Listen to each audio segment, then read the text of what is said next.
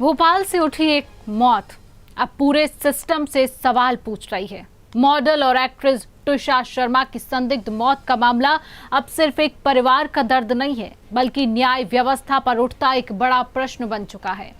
और अब इस मामले में मध्य प्रदेश हाईकोर्ट की एंट्री ने कई सवालों को और गहरा कर दिया है। नमस्कार, मैं शिवांगी जैन और आप देख रहे हैं सुदर्शन मध्य प्रदेश। भोपाल की बहुचर्चित तुषार शर्मा मौत मामले में अब मध्य प्रदेश हाईकोर्ट ने आरोपी सास और रिटायर्ड जज गिरिवाला सिंह को नोटिस जारी किया है। ये वही गिरिवाला सिंह है जिन्हें ट्रायल कोर्ट से अग्रिम जमानत मिल गई थी, लेकिन अब राज्य सरकार और तुषा के पिता नवनिधि शर्मा ने उस जमानत को हाईकोर्ट में चुनौती दी है और इसी चुनौती पर सुनवाई करते हुए हाईकोर्ट ने बड़ा कदम उठाया है।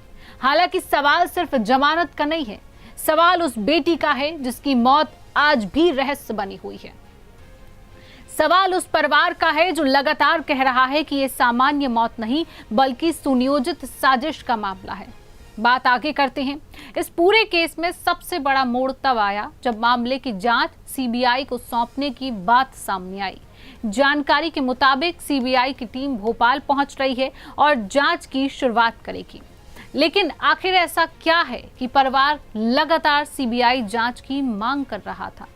आखिर क्यों इस केस में शुरुआत से ही सवालों का पहाड़ खड़ा होता गया? पहला सवाल, तुषार शर्मा की मौत आखिर किन परिस्थितियों में हुई?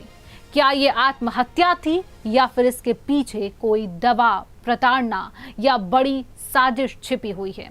दूसरा सवाल, परिवार का आरोप है कि घटना के बाद कई अहम तत्वों को दबाने की कोशिश हुई।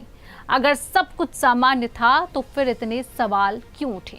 तीसरा सवाल, आखिर पोस्टमार्टम रिपोर्ट और घटना स्थल की परिस्थितियों में जो बातें सामने आई उनका स्पष्ट जवाब अभी तक क्यों नहीं मिला? हालांकि सबसे ज्यादा चर्चा इस बात की हो रही है कि मामले में आरोपी पक्ष का संबंध न्यायिक व्यवस्था से रहा है और यही वजह है कि अब लोग निष्पक्ष जांच की मांग कर रहे हैं, क्योंकि जब आरोपी कोई प्रभावशाली व्यक्ति हो, जब सवाल सत्ता, सिस्टम और पहुंच पर उठने लगे, तब आम जनता के मन में एक डर पैदा होता है कि कहीं सच दब तो नहीं जाएगा। बात आगे करते हैं। तुषार शर्मा के पिता नवनिधि शर्मा लगातार कह रहे हैं कि उनकी बेटी को न्याय चाहिए। परिवार का दावा है कि कई ऐसे तथ्य हैं जिनकी निष्पक्ष जांच अभी तक नहीं हुई है और अब जब सीबीआई मैदान में उतर रही है तो लोगों की उम्मीदें भी बढ़ गई हैं, क्योंकि देश की सबसे बड़ी जांच एजेंसी से यही उम्मीद की जाती है कि वो प्रभाव नहीं सिर्फ सबूत देखे। हालांकि ये मामला सिर्फ एक मौत की जांच नहीं है, ये मामला उस भरोसे का है जो आम नागरिक न्याय व्यवस्था पर करता है।